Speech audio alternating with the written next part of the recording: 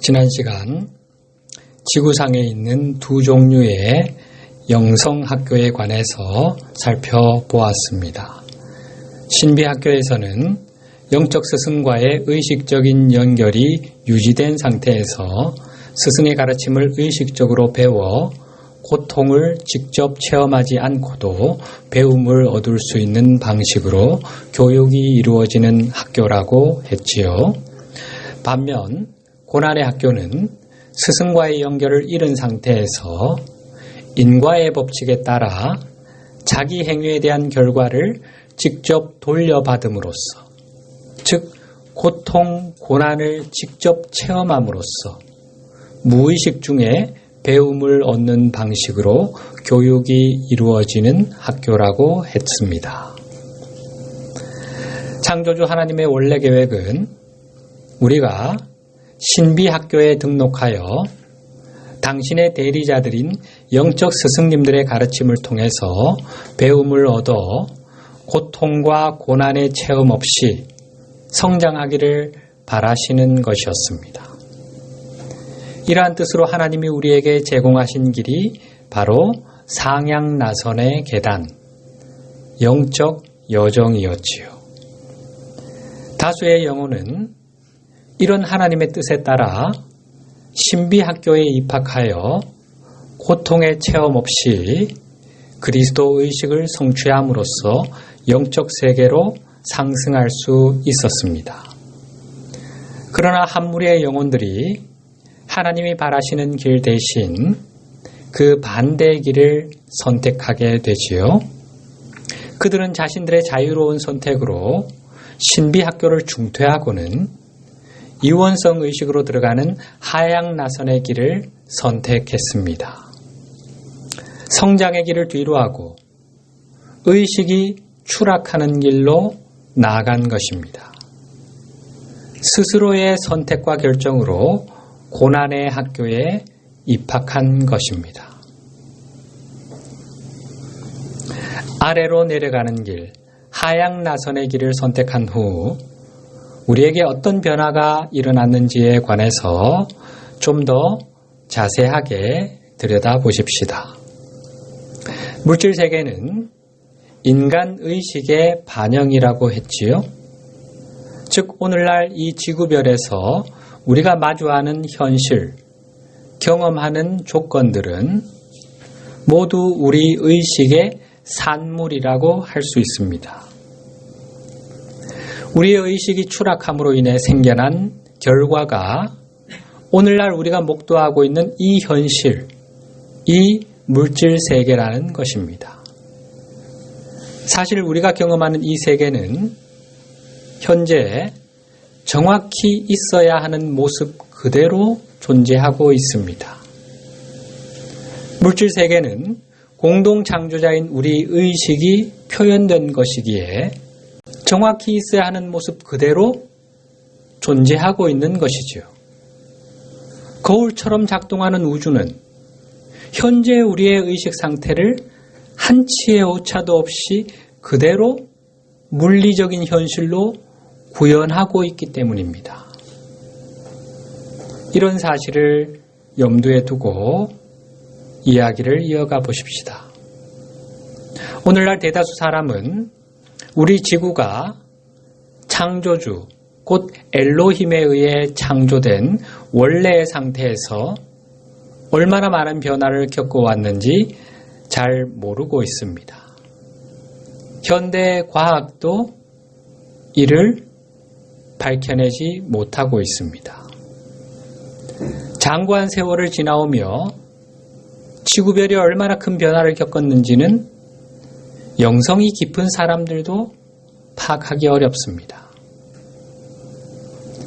영적 스승님들의 가르침에 의하면 인류가 추락하는 길로 나아간 이후 의식이 추락하는 정도의 비례해서 물질의 밀도가 점점 높아졌습니다.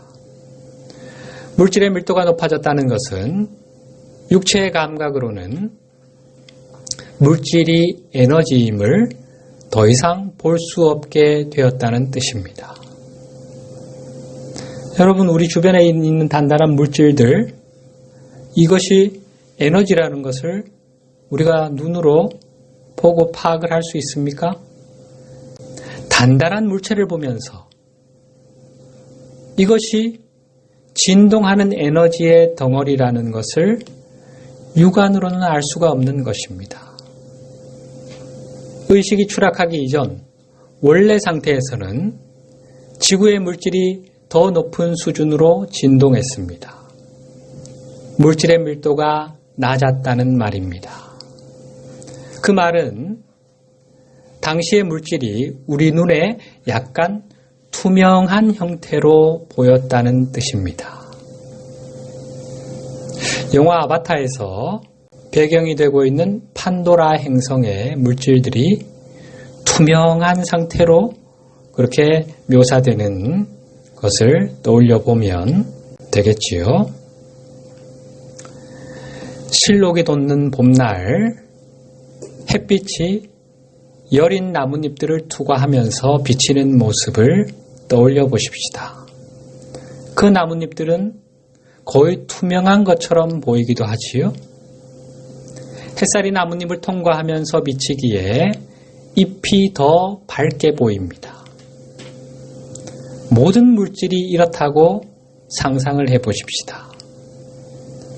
물리적인 태양빛뿐 아니라 높은 진동의 순수 에너지 역시 모든 물질을 투과해서 빛나고 있으며 우리의 육안으로 그것을 볼 수 있다면 어떨까요?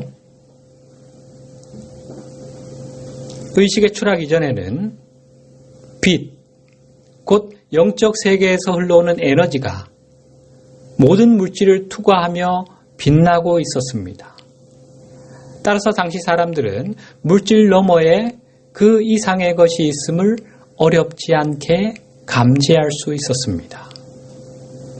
그러니 자신들이 더 높은 세계, 영적 세계와 분리되어 있다고 보기가 훨씬 더 어려운 것입니다. 그러나 인류의 집단의식이 낮아짐에 따라 지구의 모든 물질의 진동도 낮아지게 되었고 그로 인해 물질이 훨씬 조밀하게 되었습니다. 에너지 진동이 낮아질수록 물질의 물도가 높아지고 단단해지니까요.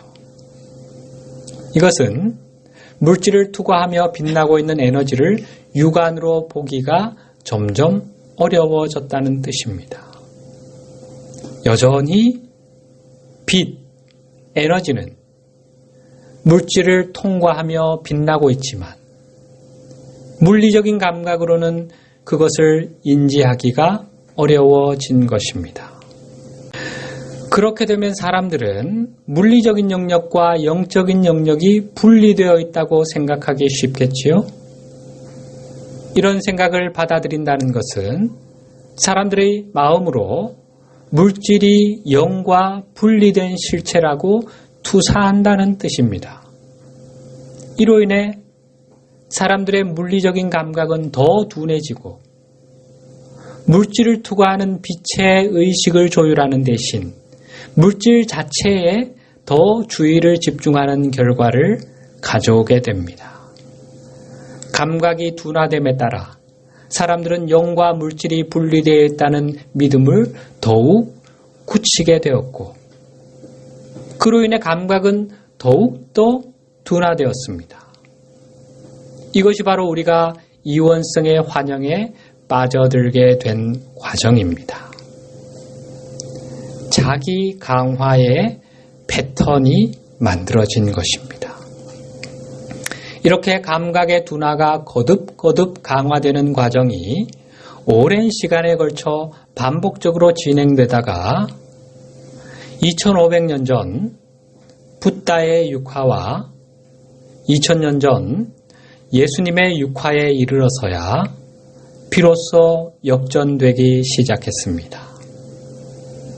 그때부터 영적 세계에 눈을 뜨는 영혼들이 점차 늘어나기 시작한 것입니다.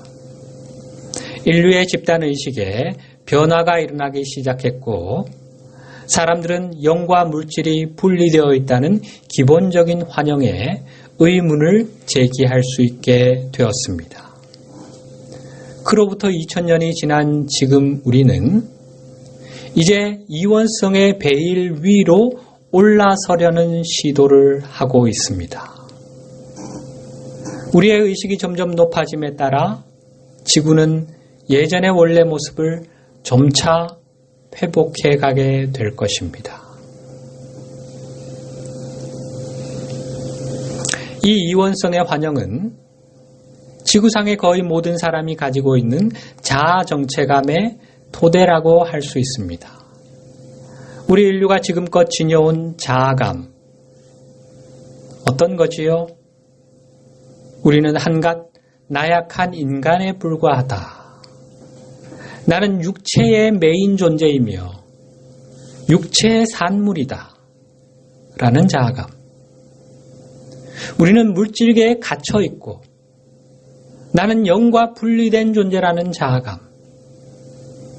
우리는 이 망망대해 우주를 떠도는 먼지, 티끌 또는 한 줌의 흙일 뿐이라는 자아 정체감. 이것이 오랜 세월 우리가 구축해온 인류의 자아상이지요. 물론 지구상의 많은 사람이 영적인 영역, 곧 하늘나라가 존재하며 물질 우주 너머에 존재하는 그 세계에는 신적인 존재들이 거주한다는 믿음을 갖고 있기도 합니다.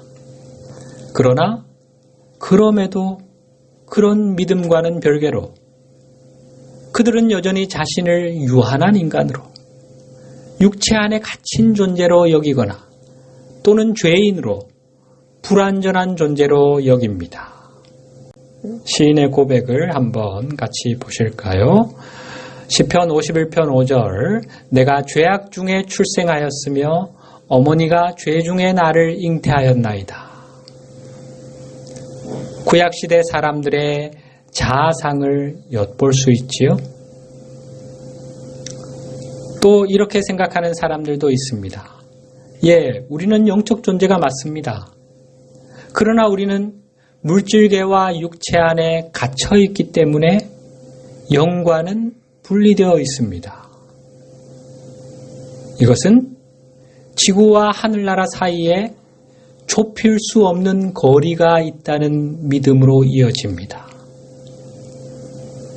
하나님과 우리 사이에 거리가 너무 멀다고 느끼는 것입니다. 가까이 하기엔 너무 먼 당신, 하나님을, 예수님을 그렇게 느끼고 있는 거죠. 이 모두는 이원성 의식에서 생겨난 정체감입니다.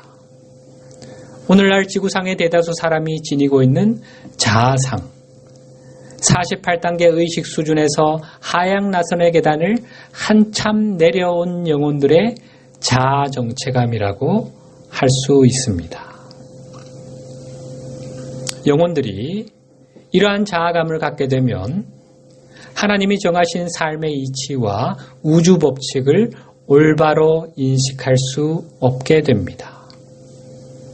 이러한 자아감으로는 자신이 하나님의 자녀라는 사실, 하나님께로부터 자유의지를 부여받았다는 사실, 자신에게 자신의 상황이나 현실을 창조할 능력이 있다는 사실을 인정할 수 없습니다.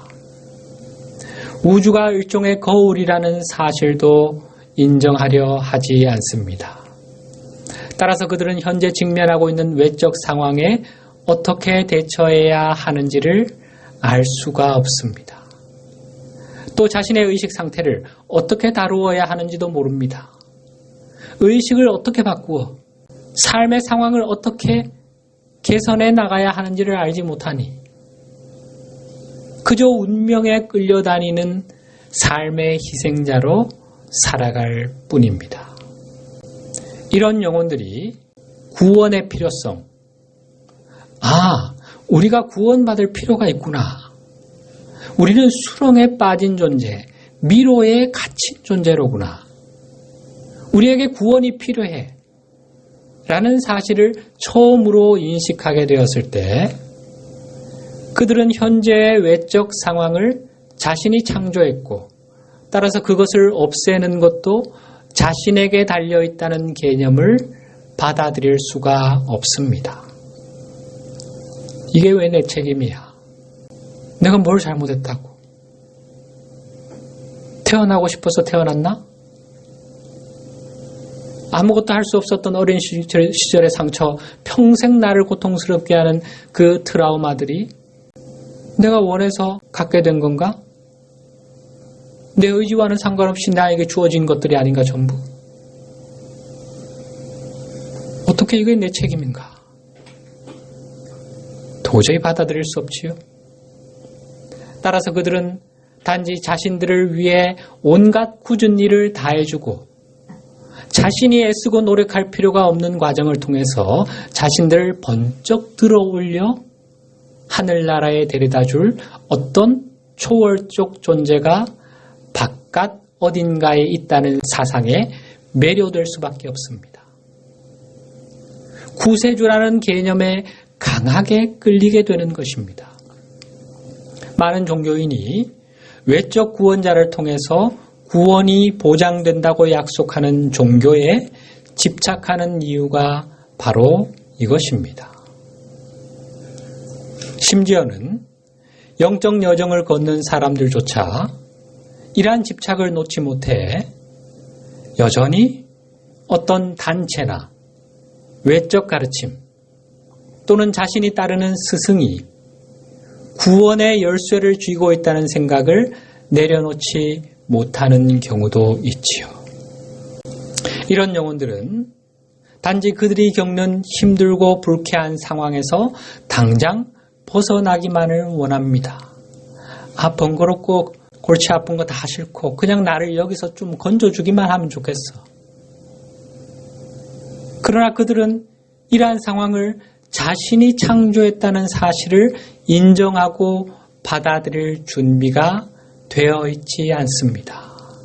그들은 우주 거울에 반사되어 돌아오는 것을 바꾸기 위해서는 먼저 자신의 의식이 바뀌어야 한다는 사실을 받아들이고 싶어 하지 않는 겁니다. 이런 영혼들은 영적 여정을 찾아 의식적인 배움의 과정을 시작하기까지 오랜 시간이 걸릴 수 있습니다. 그럼에도 불구하고 언제든 스스로 깨어나 자기 삶의 상황들을 의식적으로 변화시키는 영적 여정에 돌입하겠다는 결정을 할 잠재력이 모든 영혼 안에 내재되어 있다는 사실. 이 사실은 변함이 없습니다.